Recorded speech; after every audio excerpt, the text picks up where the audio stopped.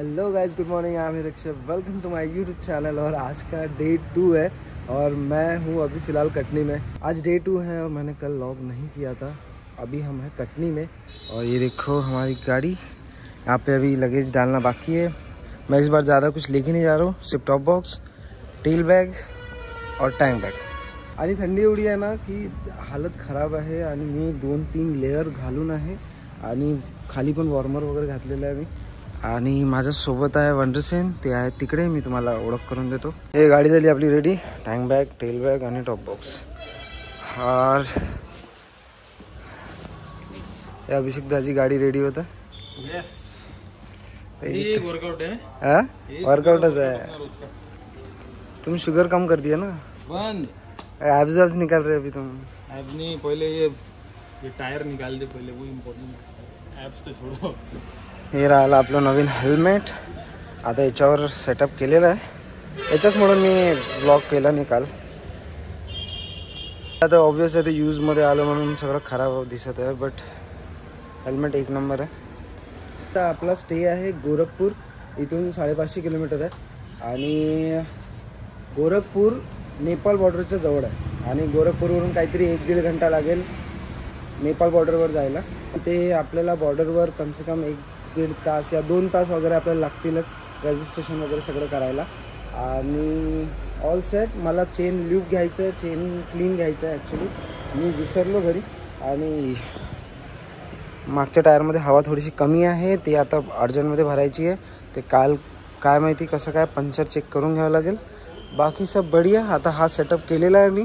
हा सेटअप आता I hope की तो काम करन। आमचे सेना, माझं सेना आहे, यांच्याकडे दुसरं कोणतं आहे काय माहिती।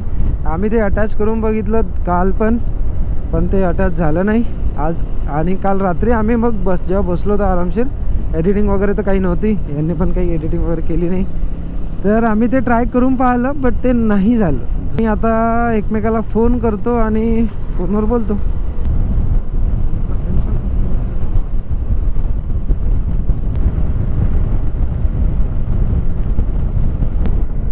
हा रोड असाच आहे आणि काही थोडंसंही खराब असलं ना तर ते रिपेअर सुद्धा करत आहे त्याला। तो अंकल के पास एयर है तो अपन भरवा लेते हैं भाई। थांबलो आम्ही, ब्रेक घेतला, एक सगळं सामान ठेवलं। बाईक्स पहा, इथं सगळं आपल्या टेबलच्या बाजूनं बाईक्स भेटतील। आणि इथं शेर आहे, शेर घाण डोळे पाहिले त्याचे।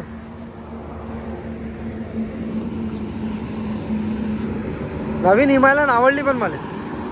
वाह, हे वंडरसेन एडिशन आहे। अरे बापरे, हे जास्त आवडतं लोक। हे जास्त आवडतं ना, एवढा तापमान नाही भेटत ना कुठं गाड जो। तर आता इथून रेवा फक्त 20 किलोमीटर बाकी आहे। मग रेवा नंतर मग आपल्याला कोणतं गाव आहे ते? गाजीपूर। मग तिकडे गोरखपूर। गाजीपूर नंतर गोरखपूर। आता आमचे झाले 120 किलोमीटर 1.25 घंट्यात, 1-1.5 ते 1.25 घंट्यात झाले। आता असं 100, 120, 120 असं करू। आणि असं आय थिंक असं मला वाटते की शायद आम्ही लवकर पोहोचू आज, कारण की काल पहिला दिवस होता म्हणून थोडंसं हेक्टिक होते, हर गोष्ट नवीन राहते, एवढं सगळं सामान वगैरे कॅरी करणं हे ते थोडंसं मुश्किल होते। पण आता सेकंड डे हायवे चांगला, हायवे एक नंबर आहे, काहीच पाणी लागत नाही मग प्रॉपर। आता ऑर्डर आहेत पराठे। तुम्ही काय बोलवलं? पनीर कौन सा है इसमें? ये पनीर। और ये हमारे आलू के पराठे। बाद में पर एक मस्त तगड़ा ब्रेकफास्ट झाला। आता मस्त पोट भरलंय। पराठा चांगले होते।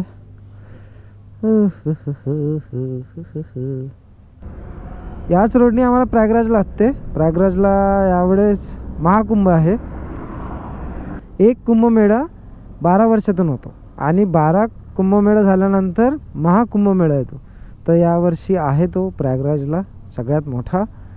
तर आय गेस असं वाटते मला की लाईफमध्ये एकच चान्स भेटते। हा इच्छा आहे दोघांची की येताना आम्ही प्रयागराज वगैरे करून येऊ, प्रयागराज किंवा आणि वाराणसी।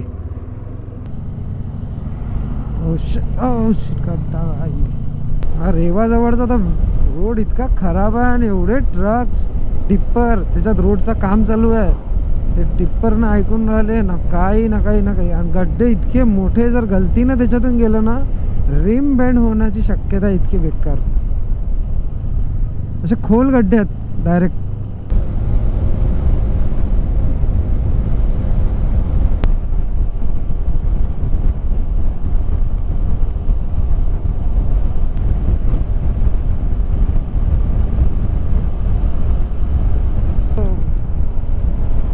रोड आहे यार मस्त.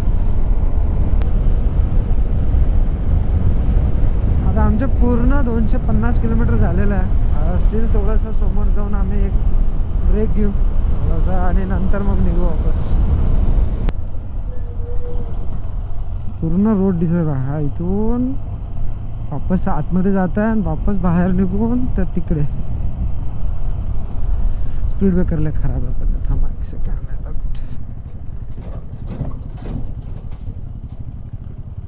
मिर्झापूर क्रॉस केलं. आम्ही वाराणसी साईडनं चाललोय पण मॅप दाखवत आहे का मिर्झापूरवरून जा. तर आपण आता वाराणसी पोहोचलेलं आहे. आता आपण आहे रॉयल एनफिल्डच्या समोर.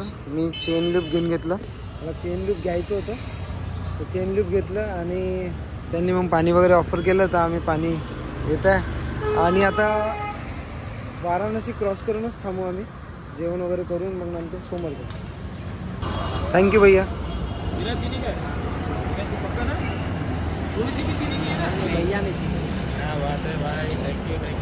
हा एकदम जुना ब्रिज आहे. हो सही. खालून ट्रेन चालली वरून आपण.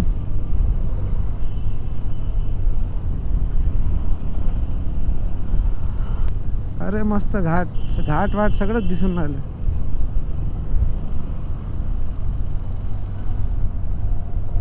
अरे अरे जागा जागा जागा फिरलो म्हणा मी पण लय. 2017 का 18 मध्ये आलो आहे मी माझ्या ताईसोबत. सगळे घाट वगैरे फिरलं. आता खूप चेंजेस, भयानक चेंजेस. सिच्युएशन एवढी खराब आहे का काय सांगू. की आता एखादी गाडी आली का डायरेक्ट आपण ट्रॅकवर आहे. गुगल माता सांगत होती आपल्याला मिर्झापूरवरून जा. आपण ना ऐकलं नाही.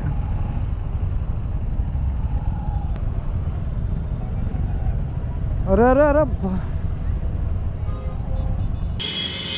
कसं वाटलं वाराणसी? जगास. रेल्वे ट्रॅकच्या जागी ते इतकी हालत खराब झाली. अर्धा पाऊण घंटा आम्ही तिथंच होतो. बाकीचा नंतर जेवढंही होतं ते फक्त ट्रॅफिक क्रॉस करत करत करत करत.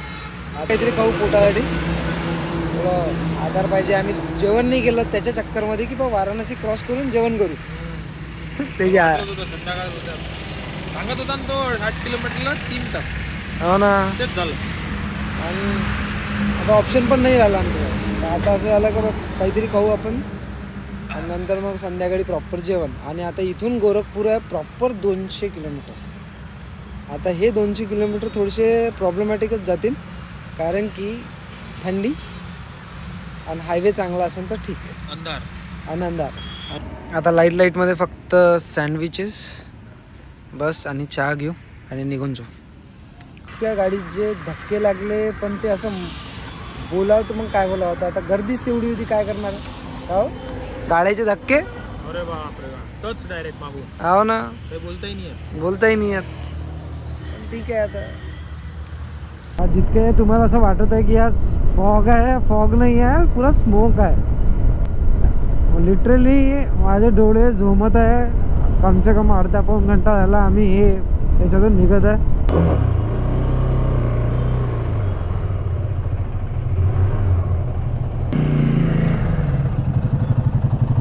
तर शेवटी 10:30 वाजता आपण रूम मध्ये एंटर झालोय आणि रूम बघताना खतम सगळ्यात लक्झरी रूम. सामान ठेवासाठी खाली सगळं खाली आहे. आणि याही जाण्यासाठी मला 2 वेळा माझा टॉप बॉक्स लागलेला आहे. आणि गिझर नाही आहे पाणी रॉडनं गरम होतं कारण नवीन हॉटेल आहे सोलर नाही. खूप साऱ्या अशा गोष्टी झाल्या. त्यांनी हर याच्यात आम्हाला एकच आन्सर दिलं, नवीन हॉटेल आहे. आता ठीक आहे, आता ऍडजस्ट. गोरखपूरवरून 100 किलोमीटर बॉर्डर आहे. मग आता टेन्शन नाही. उद्या सकाळी उठले लवकर निघू इथून की कारण की तिथं कमसे कम 2 ते 2-2.5 घंटे जाणार. कारण की बॉर्डरचे रूल्स काहीतरी काय चेंजेस आहे हे जाऊन आलेले आहेत पहिले, पण तेव्हाचे आणि आताचे रूल्स थोडेसे चेंज असेल आय गेस. हा, आणि त्याच्यानंतर सिम घ्यायचं आहे, त्याच्यानंतर पैसे एक्सचेंज करावंच लागेल. आणि नंतर मग आम्हाला पोखरा जायचा. तिथून पोखरा किती पडेल? 200-250. 4 तास तिथून 4-5. आणि ते आहे पूर्ण घाट, तर तिथं टाइम लागेल नाच. तर आजच्या दिवशी एवढंच. आता सगळं काही गोष्टी, सगळा डाटा कॉपी करणं सुरू आहे आणि बस जेवण करून आणि झोपून जाऊ. आता उद्याचा दिवस कसा जाईल ते माहीत नाही. आजचा थोडासा हेक्टिक गेलेला आहे, बट ठीक आहे. ते 2-3 दिवस पहिले थोडेसे जास्तातच. 2-3 दिवस ते प्रॉपर असं असते की पहिले डेस्टिनेशनवर पोहोचा, मग आपण थोडं रिलॅक्स होऊ. त्याच्यामुळे 2-3 दिवस तसे चालू आहेत. बट आता भेटूया उद्या. बाय.